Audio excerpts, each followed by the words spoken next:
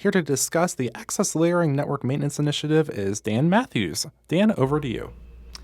Thank you, Tyler. I'm here to talk a little bit about the Access Layer Network upgrade, and I'm Dan Matthews. I am the Manager of Network Engineering and Unified Communications here at CASE. To give a little bit of an overview, this project was kicked off a little earlier this year. David Boxler is our project manager. It is an infrastructure upgrade across campus, and our executive sponsor is Sue Workman. The primary purpose of the project is to replace the access layer network devices. These are the network devices that live in wiring closets throughout the university. They connect directly to PCs, printers, phones, security cameras, those types of things. That equipment is well beyond its service life and poses a risk to campus operations if it fails. There are several benefits to doing this project and key drivers. The first one is to mitigate the risk of running business critical processes on end of support equipment. And there are some ancillary benefits as well, including the ability to deploy new technologies that were not possible on the legacy equipment, and to increase network capacity to meet the growing demands. The methodology that we're using for this project is to perform upgrades building by building and sometimes wiring closet by wiring closet, depending on the size and the complexity that we find in there. We are starting with buildings that house key administrative areas for the university, such as the registrar's office, the bursar's office, accounts payable, accounts receivable, campus health services, and campus security. There are a set of buildings on the slide. I'm not going to read through them, but these are the buildings that house some of these key administrative areas, and those are the first on our list to complete the upgrade for. So in terms of the status, I mentioned we kicked this off earlier this year.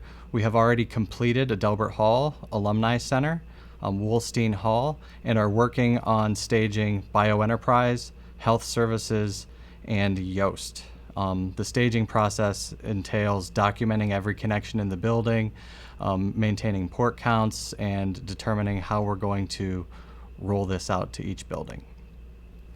The next steps are to continue working on the buildings we have underway, as well as working with building managers and department heads in the next set of buildings to determine how we can accomplish these upgrades with the least amount of disruption to the university community. Obviously, communicating broadly, including presenting on projects live, and rolling through the campus on a building by building basis.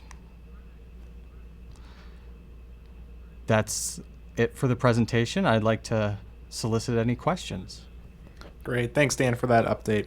So you mentioned that this project has kicked off earlier this year, but how long do you anticipate the completion of this access layering project campus-wide to take? Well, there's over 100 buildings on the CASE campus, so it's going to be a multi-year program. The project that we've started is the 2016 project, so it'll cover the buildings we hope to get to in capital year 2016. And then we'll probably be rolling into a 2 or 3 year cycle depending on the capital requirements and the logistics that we run into. Thanks, Dan. And what sort of impact, if any, will there be on the folks who occupy these different buildings where the upgrades are taking place?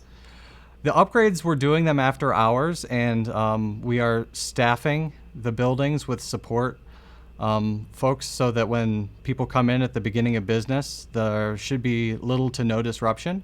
That being said, we are touching basically every cable in a building when we do this.